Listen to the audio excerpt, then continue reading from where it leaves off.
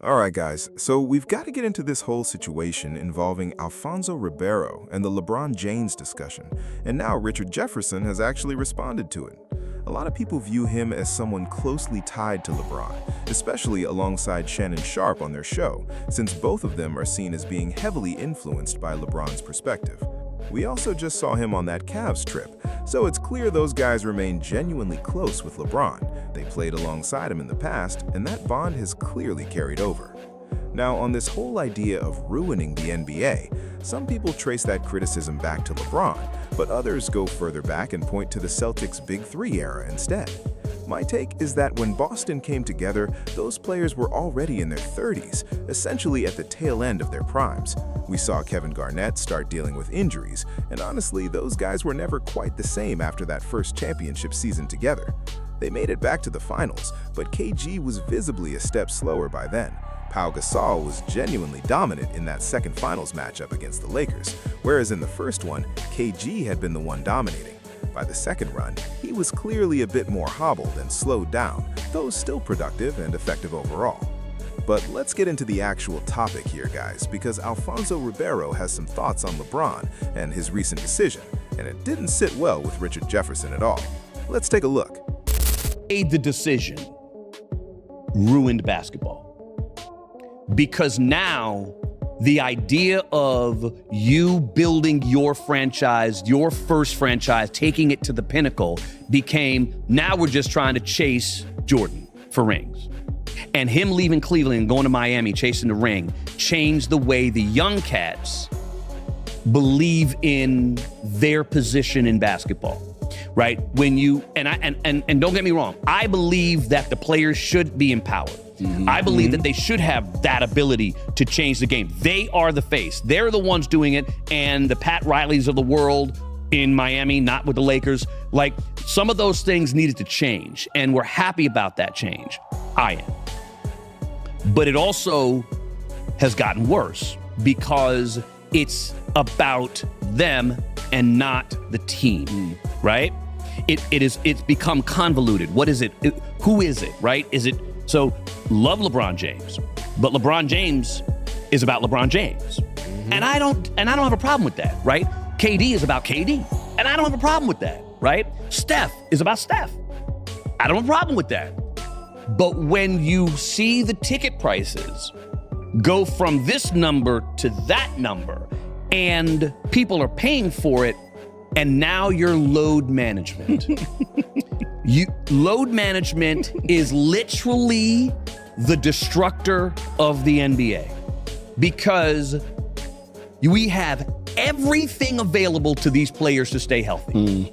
Everything available. He's right. Better technicians, the techniques, the equipment, more coaches, the understanding, the knowledge, all of it's there. And yet a player can't make it through the season? Then you're not doing your job. And what I mean by that is they're not taking care of themselves throughout the year. Before we dive into Richard Jefferson's response, I do want to point out that when it comes to the origins of modern load management, we really have to bring up Tim Duncan, Greg Popovich, and the San Antonio Spurs. That era tends to get overlooked in these conversations, but I remember clearly as Duncan got older and the Spurs remained perennial contenders year after year, you'd start seeing players sit out games strategically. That was really where it became noticeable and normalized. It's evolved into something much bigger since then, but the Spurs were genuinely the trailblazers of that approach. Byron Scott, they're my guy. They're on his podcast. They had my guy Alfonso, aka Carlton Banks, on the podcast, talking about how LeBron changed it, and he gave this whole narrative about how Michael Jordan and how all the stories. Alfonso, I'm talking directly to you. You know you my guy. We had some great times, man. NSYNC charity game back in the early 2000s, fun. But I'm gonna teach you some basketball. People forget that Shaq left Penny, left Orlando, and went to LA.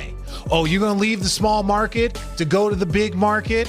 And then all of a sudden, then Phil Jackson magically appears. Phil Jackson jumped ship and was like, you know what? I'm going to jump over here because I see these studs. So now they win 3 championships. And so for people to say that it was chasing rings and LeBron left the original team that he was drafted, people forget that Grant Hill and T-Mac teamed up in Orlando. And if not for Doc Rivers f***ing it up, Tim Duncan would have been there.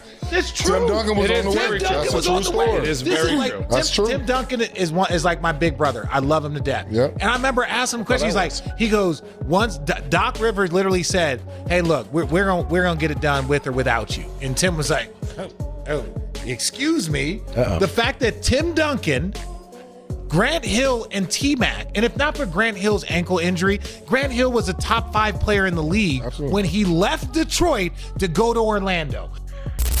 No, Richard Jefferson, we've got to put some real context on that because people are going to run with it, especially those who weren't around to remember the actual details. Grant Hill was dealing with significant ankle injuries while in Detroit, and at the time, the team told him it was just a sprain, clearing him to play in Game 2 of that playoff series against Miami. He ended up fracturing the same ankle they'd said was fine to play on. He later received a lot of feedback that his injury had actually been misdiagnosed, and his frustration with the team and the medical staff at the time played a real role in why he ultimately left. Sports medicine simply wasn't where it is today, so a lot of that was genuinely unknown territory back then. So before anyone jumps to saying he was never the same after that, it's important to put that full context around it. Mac left Toronto. They were literally doing a big 3 in 2003. They were doing that. So now all of a sudden NBA fans forget, and all the people that want to be narrative driven are like, LeBron ruined the NBA. It's simple. You haven't followed the history of the game. Shaq left Orlando and Penny and a finals team to come to LA because he wanted to do movies. But nobody talks about him ring chasing. He won his 3 championships in LA. So when you talk about discrediting Bron, 100%. And that's what it is. People are going to do that when people want to be negative about how he approached the game. Go back. All the stuff, we see it on social media. Go back and compare his 8 years with Shea's 8 years. Go back and compare his 8 years with Jokic's 8 years. 1 conference finals, 1 championship. Obviously, he was one of the higher vote getters for MVP, but he didn't qualify. But if you go look at the success he had during his tenure with LA, You're talking about Bron's Bron. Yeah, conference finals. No, I'm talking about MVP. But I'm saying his stretch of 8 years was on par with Shea's years. Shea's gonna get a statue in OKC. Right. It's on par with Jokic. But somehow in LA, people are like, they glad that he's gone. Did you all forget what it looked like before he got there? It was boo-boo. It was horrible. boo-boo. Yeah. And so that's, to me, when I start to see all these people, especially Lakers, and LA people. God rest Kobe's soul. God rest Kobe's soul. A lot of people did, like, on the heels of Kobe's passing and LeBron they did not want that spotlight shared in LA. Right. And there are Laker fans and then there's Kobe fans. Right. There's LeBron fans and then there's Laker fans. And that's where the clash, in my opinion. The Kobe fans wanted nothing to do with Bron being in LA wearing that purple and gold because Kobe was their guy. Laker fans were like, hey, but people were miserable the whole time because there was a comparison to Kobe, and that part they missed out on so much good basketball. Right. And the dude he literally kept the all-time leading scorer title in LA. Kareem, that was one of the Lakers' big things. Kept it in LA. And like, blah, blah, blah. It's been sad to watch, and I'm glad he's fucking gone. And I promise you, LA, y'all are in for an interesting 5 fucking years. While the basketball world waits on LeBron's next move, the rumor mill is running in different directions. Some insiders point to his close relationship with Draymond Green as a sign he's giving the Warriors serious consideration. Others insist the real frontrunners are Miami and Cleveland, with Philadelphia reportedly pushing hardest of all. Rich Paul, LeBron's agent, has said the decision ultimately comes down to happiness, but that explanation hasn't stopped the debate. Some analysts remain skeptical, suggesting there's more to the story than just finding the happiest fit, and pushing back on the idea that legacy and championship odds aren't part of the equation. Now, we remain on LeBron watch to see when James will announce which team he will be suiting up for in season number 24. While LeBron's looking to join a team that he can win with, his agent Rich Paul says he's not making his decision based off chasing a ring. Take a listen to what Rich Paul had to say. I think when you have a player like him, he unlocks something on one of all 30 teams. No roster, no organization is guaranteed to win a championship, but you do want to be competitive. You do want to have an opportunity come late April and early May to compete at a high level and give yourself the best chance of winning. He's not chasing the ring. You hear these things like, why do we have to chase? He got 4. There's nothing to chase. He's not chasing the ghost or anything like that. Perk and Vince back with us. Perk, what's your reaction to what Rich Paul had to say? He lying to me. And LeBron is chasing the ring. And it's okay. It's okay. Listen, he's trying to see what is the best fit for us. One, he can get his farewell tour and end his career the right way, but he also want a chance to compete to try to win another championship, and that's okay. I think it's a lot of teams, and I think he's doing the right thing by being patient and seeing what these teams are going to do, what kind of moves are they going to make sure that he's picking and making the right decision. But I don't believe that. Rich Paul can say what he wants. I love Rich Paul. He's a good friend of mine. But at the end of the day, if we're going to speak facts over feelings, there's nowhere in hell we can sit on here on national television and say that LeBron James is not trying to compete or go get another championship before he retires. Rich Paul recently said LeBron isn't focused only on winning a championship, but that doesn't line up with what was being said just a year ago.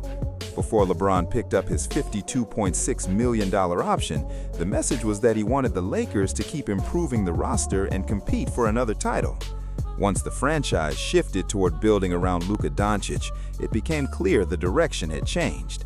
Now the discussion is about LeBron finding a team with a real chance to win. Rich Paul also says money won't be the deciding factor. So if it's not about money or championships, then what is it? Happiness? At this stage of LeBron's career, it's hard to believe another title isn't still one of his biggest goals.